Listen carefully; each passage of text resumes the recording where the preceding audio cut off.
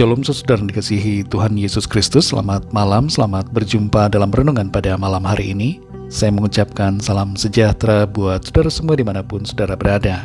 Damai dan sukacita oleh Roh Kudus melimpah senantiasa dalam hati dan kehidupan saudara semua. Sebelum kita akan mendengarkan renungan firman Tuhan, mari sama-sama kita berdoa. Bapa kami yang di sorga, Bapa dalam nama Tuhan Yesus Kristus, kami sungguh bersyukur untuk berkat pimpinan Tuhan dari pagi, siang, sore hingga malam ini.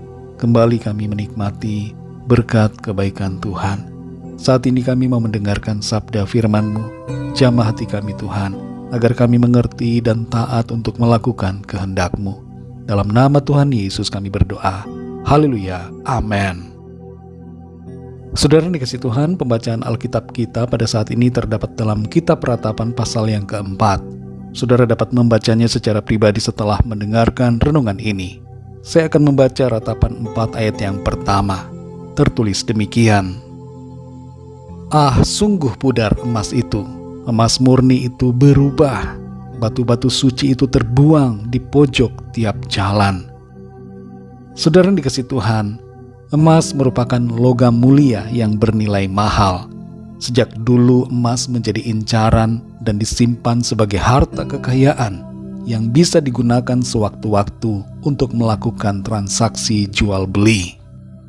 Walaupun emas disebut sebagai logam mulia karena ketahanannya dalam jangka waktu yang sangat lama, tapi emas sebenarnya bisa berubah apabila berada di dekat unsur atau senyawa kimia yang bisa mengkontaminasi dan memudarkannya. Salah satu yang bisa membuat emas berubah adalah senyawa klorin. Senyawa klorin ini terdapat dalam berbagai bahan kimia yang ada di dalam lingkungan kita atau rumah kita sehari-hari, seperti cairan parfum, hand body lotion, dan berbagai cairan lainnya yang mengandung klorin.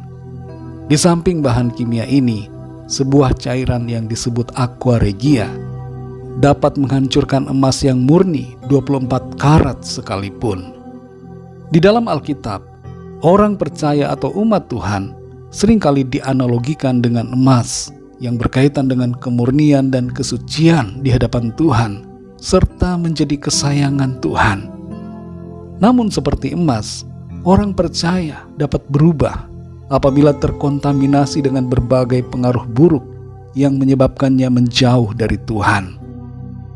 Dalam Ratapan 4 ayat yang pertama ini kita membaca, ah, sungguh pudar emas itu, emas murni itu berubah, batu-batu suci itu terbuang di pojok tiap jalan. Kitab Ratapan sebagaimana kita sudah ketahui, secara simbolis menggambarkan kesedihan yang dialami oleh bangsa Yehuda dalam penawanan mereka di Babilonia. Nabi Yeremia di sini menyatakan bahwa perbudakan dan pembuangan yang terjadi atas Yehuda merupakan konsekuensi dari perubahan hati dan hidup mereka yang tidak lagi setia kepada Tuhan. Umat Yehuda yang tadinya seperti emas murni menjadi berubah. Mereka tidak lagi murni dan akibatnya mereka menjadi terbuang dan tidak lagi dipandang. Saudara yang dikasihi Tuhan, kerinduan hati Tuhan untuk saudara dan saya adalah agar iman kita terus menjadi bagaikan emas yang murni, yang tidak pernah pudar dan tidak terpengaruh dengan keadaan, tidak terkontaminasi oleh dunia dan dosa, tapi senantiasa kudus, murni, dan bersih di hadapan Tuhan. Pesan bagi kita melalui ayat ini adalah tetaplah beriman dan setia dalam keadaan apapun yang kita alami. Dalam Ayub 23 ayat yang ke-10, di situ dikatakan, karena ia tahu jalan hidupku, seandainya ia menguji aku akan timbul seperti emas. Demikianlah yang hendaknya terjadi atas kita. Apapun situasi yang kita hadapi, biarlah kita tetap menjadi bagaikan emas yang murni. Jangan sampai iman kita diubahkan oleh keadaan. Jangan sampai dirusakkan oleh situasi dan pergaulan. Jadikan iman dan kehidupan kita terus bersinar bagaikan emas murni dengan selalu mendekat kepada Tuhan yang adalah sumber kehidupan dan kemurnian kita. Bersihkan diri kita senantiasa dengan firman Tuhan. berdoalah dan taati kehendak-Nya. Saudara yang dikasihi Tuhan, seorang pemilik toko emas akan dengan rajin membersihkan perhiasan emas yang akan dijualnya agar nampak mengkilap dan bersinar.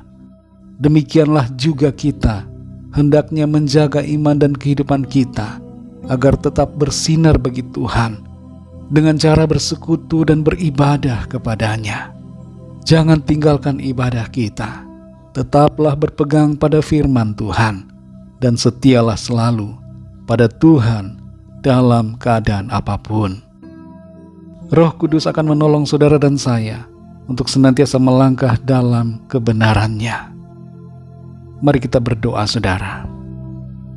Bapa, dalam nama Tuhan Yesus Kristus, kami bersyukur untuk firman-Mu yang sudah kami dengar pada saat ini. Kerinduan-Mu atas kami adalah kami menjadi pribadi-pribadi yang bagaikan emas murni, yang tidak pernah berubah oleh karena keadaan apapun di sekeliling kami. Iman kami tetap teguh di dalam Tuhan, sekalipun ada hal-hal yang terjadi, sekalipun kami mengalami tekanan dan berbagai situasi yang dapat menggoda atau menjatuhkan kami. Terima kasih, kami bersyukur Tuhan, karena Engkaulah yang memampukan kami.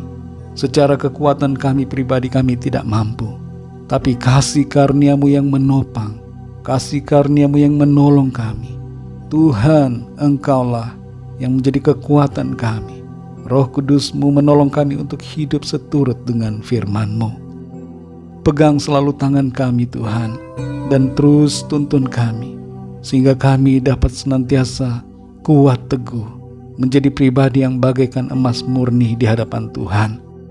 Kami akan timbul seperti emas dalam segala keadaan apapun. Terima kasih Tuhan. Berkati kami di sepanjang malam ini dalam istirahat kami. Berikan kami tidur yang nyenyak. Bangunkan kembali besok pagi dengan kekuatan yang baru. Tubuh yang sehat diberkati Tuhan untuk kami pakai memuliakan nama Tuhan. Kami berdoa bagi yang sakit dan dalam pergumulan agar tangan-Mu Tuhan menjamah, memberikan kesembuhan. Pemulihan terjadi saat ini, mujizat Tuhan mengalir, pertolongan-Mu dinyatakan dalam nama Tuhan Yesus. Kami alami kemenangan, sukacita dan berkat-berkat Tuhan. Terima kasih Tuhan, kami serahkan segala sesuatunya ke dalam tangan kasih-Mu. Kami percaya Tuhan, Engkau yang memelihara hidup kami. Dalam nama Tuhan Yesus Kristus, Tuhan dan Juru Selamat kami sudah berdoa dan mengucap syukur.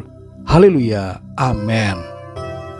Puji Tuhan, saudara yang dikasihi Tuhan, saya percaya firman Tuhan menjadi berkat dan kekuatan buat saudara semua, dan Roh Kudus akan menolong saudara untuk lebih lagi memahami kebenaran firman Tuhan. Tuhan Yesus memberkati saudara semua. Sampai jumpa dalam renungan yang berikutnya. Haleluya.